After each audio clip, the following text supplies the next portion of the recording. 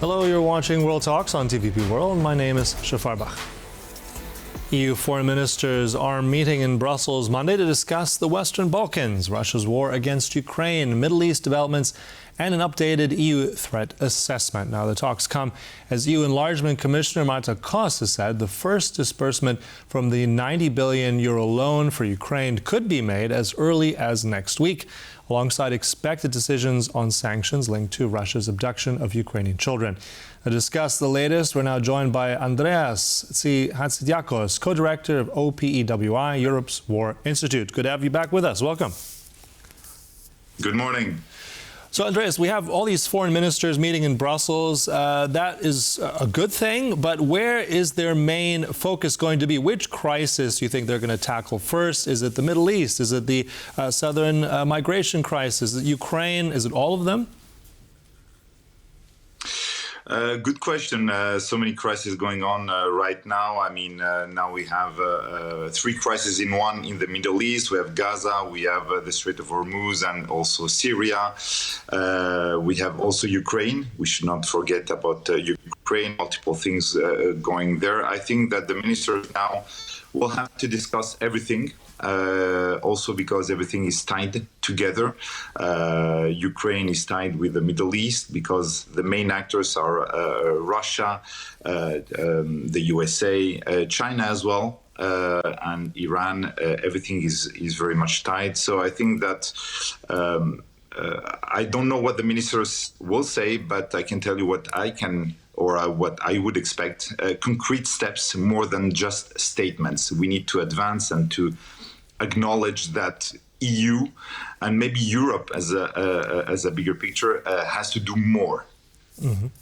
And on that, doing more on concrete steps, let's talk about a moment. One of those things will be already that the EU, and as I mentioned in the intro, costs, the enlargement minister said that those first disbursements for Ukraine of the 90 billion are going to be probably very imminent already next week, but also on accession for Ukraine. If we're looking at some of those clusters, the same woman, Hatzidiakos, has said some of those should be opened, should be processed through. So let's say, how likely is it that the pace and speed at which Ukraine is going to join, do you think that's on schedule? Well, first of all, on the 90 billion, I think this is a good thing. We've been waiting for that to come for quite some time. There was a deadlock within the EU in order to validate that. Now that this is out of the way, I hope we're going to move quite soon. Regarding Ukraine's accession, I mean, yes, Ukraine is on the list of accessing the EU. The question is how realistic it is to do it now. What I believe is that we have to see it as a security project, as a security investment for the EU.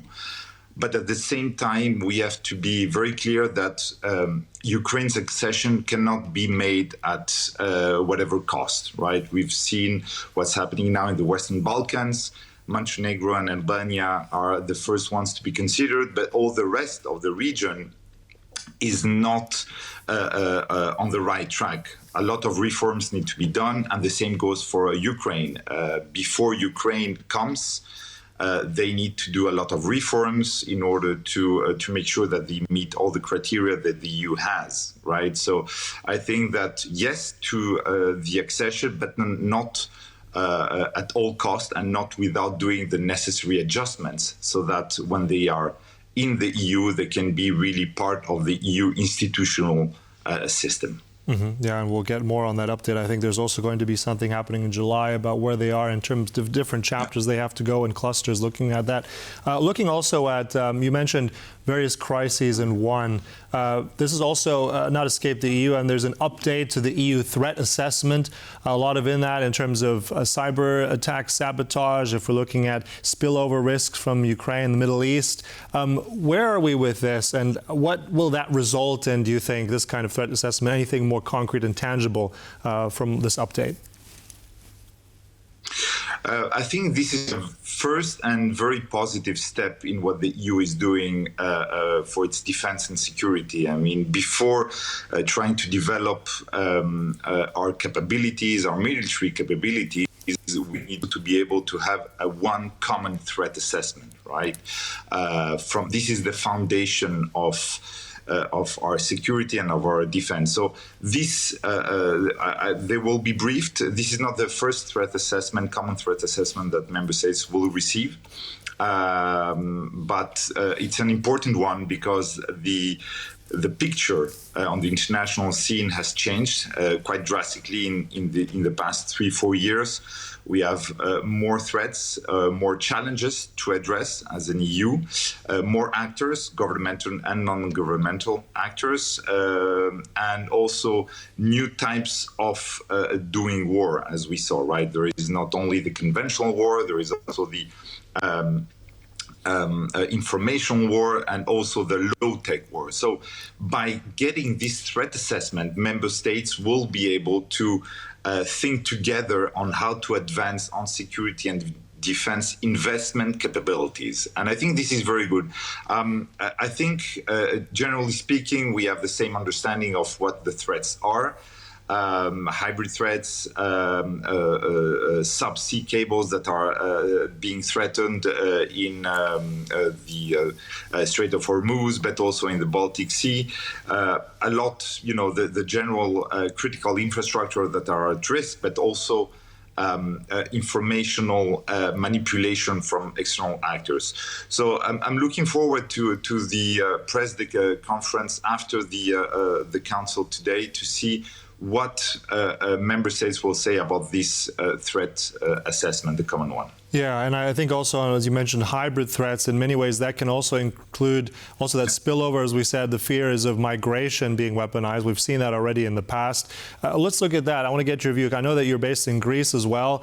We have information that I think over 500,000 people are waiting, apparently in Libya, for a crossover. We're concerned about, let's say, what's coming, the spillover from the Middle East. If we're looking at that current situation, give us your take. Also, where we are with the EU migration pact, that's in the sort of implementation phase. So tell us where this is ranked and what we can expect from that crisis. I think the numbers you're citing are coming from the Greek government, right? So they're not from the UN, so they haven't been able to cross-check these numbers. But what is sure is that it's not very surprising. There is a lot of things happening in the region. We spoke about the different crises, and Greece is at the forefront of that. Crete, nonetheless. We're not talking only about Iran, but also let's not forget that there is a war in Sudan. So a lot of people fleeing this very brutal war that we're not talking enough about on the news. So there is a risk there. We've been in, we all remember what happened in 2015, 2016 with the migratory routes in Greece. We do not want that to happen again. You mentioned the EU migration pact. Indeed, this is what the EU has been working on for the past few years to make sure that what happened in 2015 does not happen again. For the moment, it is into force yet fully. It's going to be mid-June.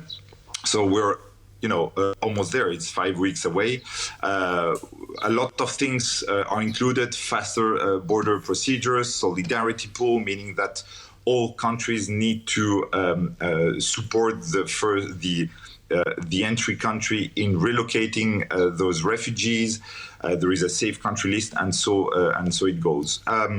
So yes, a lot of things are going to change with this pact. The only problem is that this pact was negotiated before this new Libya surge, and I really do hope that the situation will not get worse, and that the pact will have time to show that the past few years we did the right choices. Yeah, but at the same time, if you look, you mentioned the solidarity clause. Now, just to explain to our viewers, that means that all EU members are obliged to carry this out, that some of those, they will have to receive a certain type of migrants. If they can't, they have to pay. Some member states have not been too thrilled about this, but at the same time, I want to get your sense also from that, but secondly of Frontex. Frontex has been scaled out. That's supposed to be the external border agency of the EU. Do you think they're, let's say, equipped enough? Do they have the operational capacity now that we can avoid something we saw in 2015? Yes, you're right. I mean, that's the idea of the solidarity clause. We are 27 member states. When one is in front of a problem, of a crisis, the idea is to make sure that we share the burden, right? And I think this is fair because not all countries share external borders with a region that is at war or with the regions that are at war, and we need to be able to support each other, right? So when Greece or Italy or the southern countries of the EU face a crisis, other countries from Northern Europe need to step up and also support these countries, much as we are doing with other countries that face other threats or other crises, a migratory crisis. On Frontex, a lot has been done in the past few years in order to make sure that we improve not only the procedures, but also Frontex's capabilities. The only thing that is sure is that it's never enough. Why? Because we've seen that in the past 10 years, since 2015, the EU has faced a lot of crises, migratory crises, and Frontex needs to constantly evolve, adapt, and improve its capabilities in order to be able to match not only these crises, but also be able to counter the work of those illegal smugglers, on example, that take advantage of the refugees and try to put them on boats in the middle of the sea without care of their life. Right, and also in terms of, you mentioned as well, with already countries that have on their borders a risk. I mean, Poland has done a lot in these last years building up its border. They're stopping with well over 98%, 99% of those border crossings, so that's needed. Look, thanks so much. I know we'll be covering this as that council continues. That was Andréas C. Hatzidiakos, co-director, OPEWI, Europe's War Institute. Always a pleasure. Thank you. Thank you. And thank you for watching World Talks, but stay right here on TVP World for more news and commentary. Goodbye.